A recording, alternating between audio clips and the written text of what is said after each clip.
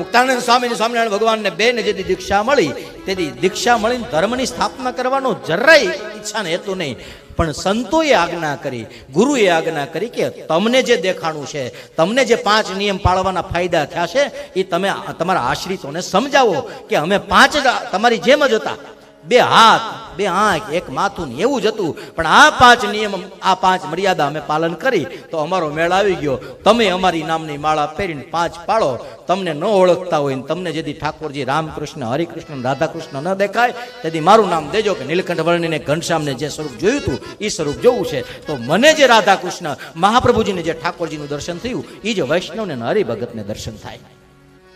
ખાલી તું સંબંધ મુજથી જોડ શરણ હું તારે આવું છું, તું સંબંધ મુજથી જો શરણ હું તારે આવું. તો હાલતા ચાલતા બોલતા શીખેલો માણસ જ્યારે સંસારની અંદર બહુ પ્રશંસા થવા માંડે, બહુ વખાણ થવા માંડે, વખાણ છે ને એ માણસને ભગવાનથી વિમુખ બનાવે છે. એટલે મેં પહેલા દિવસે કીધું હતું કે જીભને જે કડવું લાગે એ શરીર માટે સારું હોય, જેમ કે લીમડો ભાવે નહીં પણ શરીર માટે સારો. જલેબી ભાવે ખરી પણ અતિરેક હેરાન કરે. કંટોલાનું કારેલાનું શાક જટ દઈને ભાવે નહીં બહુ, પણ શરીર માટે સારું. બાદશાહ અને એવરેસ્ટ મસાલા જીભને ભાવે બહુ પણ શરીર માટે સારું નહીં. એવી જ રીતના કાનને જ્યારે હું કંઈ કહું અને તમને ઓહો બહુ વધી જતું એવું કડવું બોલે, બહુ એવું શું બોલવાની જરૂર હોય? એવી હું બા બાપને આશરવા જોઈને એ વાત એવી એ જ વાત સાચી છે. ભગવાન તો બહુ દૂરની વાત છે, પેલા અહીંયા છે એનો ધડો કરો. તો ગેહની અંદર મોહની અંદર ફસાયેલા હાથીને જે સાચું હતું, જે કરવાનું હતું તે ભૂલાઈ ગયું અને એવામાં કાળે પકડી લીધો. કાળે પકડ્યો એટલે હાથણીઓને કીધું છોડાવો. હાથણીઓએ પ્રયત્ન કર્યો, હાથીના બચાવોએ પ્રયત્ન કર્યો, ઘણો પ્રયત્ન કર્યો, પણ કાળ જેને પકડી લે, જેને કાળ પકડી લે એને કોઈ છોડાવી શકે નહીં. પિંગલ કહે દ્રગ દ્રગ નહીં તેજ દેહ જબ ડગમગ, પગ પગ મગ મગ અલગ પરમ, જગ જગ મુખ દંત વચન જબ પગ પગ જમયનુ ચર લગ પગ જગરમ. દ્રગ દ્રગ નહીં તેજ, આંખનું તેજ ઓછું થઈ જાય, દેખાતું બંધ થઈ જાય એટલે સમજવાનું નોટિસ આવી ગઈ.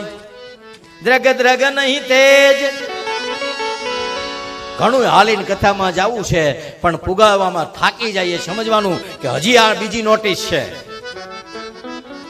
પગ પગ મગ મગ અલગ પરમ, અને પછી ચગ ચગ મુખ દંત, મોઢામાંથી એક પછી એક બીજા બધા દાંતો મંડે પડવા.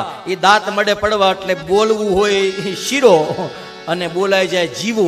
એમ પછી વહુને એમ કે થોડોક શીરો બનાવી દે ને તો પછી વહુ એમ કે કોણ જીવો, એ તો ગુજરી ગયા. એને સમજાય બધું પણ સમજે તો કરી દેવું પડે. હા, દાંત વળી જાય પછી ભાષામાંથી પ્રભુત્વ આવી જાય. દાંત જેને ન હોય ને દાંત ન બોલી શકે. કોઈને કહેતાની ટ્રાય કરો, જીભ દાંતને નહીં અડવા દેતા, બોલો દાંત. જીભ તાળવે નહીં અડવા દેતા, બોલો તગારાનો ત. જીભ ઉપર ન અડવી જોઈએ, ટ્રાય કરો. 2 હોઠ ભેગા નહીં કરતા, પતંગનો પ બોલો. હે તો ચગ ચગ મુખ દંત વચન જબ ફગ ફગ મગ મગ, મોઢામાંથી જીભ વહી જાય, બોલવું હોય કાંઈ બીજું કઈ બોલાઈ જાય. અરે સમજવાનું, દાંત ને જીભ તો, પણ જ્યારે સારું બોલવાની જગ્યાએ વાત વાતમાં આપણાથી કોકને ખરાબ કહેવાય જતું હોય ત્યારે પણ સમજી જવાનું કે હવે ઢુકડું આવ્યું છે. નકર આપણે કોઈનું અપમાન કરીએ નહીં. જમય અનુચર લગ ભગ જગરમ.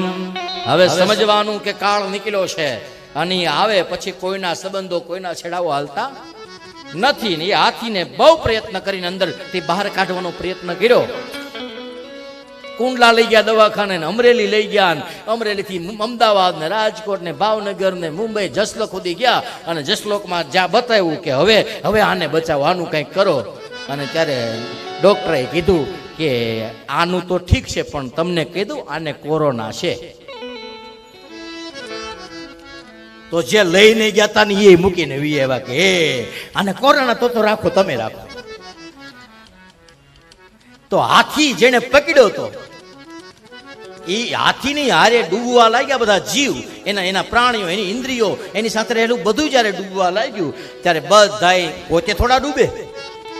એટલે એક પછી એક હાથ મૂકવા માંડ્યા અને મૂકવા માંડ્યા પછી પુષ્ટિ સંપ્રદાયનું પદ કહે છે, જવતલ સુંદર રહી જલયું પર, જવતલ સુંદર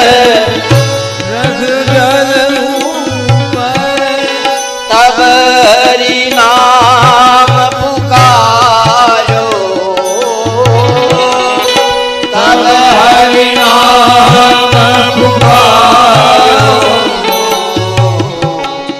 બંધન કે છુડાયો ગજે को बंधन के छुड़ायो रे गजे को, बंधन के એવું કર્યું, બંધન છૂટી ગયું. પત્નીએ છોડાવ્યો, આથણીએ છોડાવ્યો નહીં, ઓલા છોકરા આવ્યા હતા એણે, સગાવાલા આવ્યા હતા એણે, કોઈએ બંધનમાંથી હાથીને ન છોડાવ્યો. પછી હું કર્યું, જબ લગ ગજબલ અપનો બરત્યો, જબ લગ ગજબલ अपनो बरत्यो, ने कसरो नहीं का, ने कसरो नहीं का, निर्बल बन बल राम पुकारो, निर्बल बन राम पुकारो, आये याद नाम सुमेरी में, निर्बल के नाम सुमेरी में, निर्बल के नाम सुमेरी में, निर्बल के નિર્બળ નું ફળ હોશે રામ. જ્યારે કોઈના હાથ પકડે, કોઈના તમને આડું પડે ત્યારે ભગવાન તમને શક્તિ આપે છે. એ સમયે ભગવત સ્મરણ થઈ જાય, અન્યાશ્રયથી છૂટી જવાનું, ભગવદ આશ્રયની પ્રાપ્તિ થાય તો સમજવું ઠાકોરજી કૃપા કરે છે.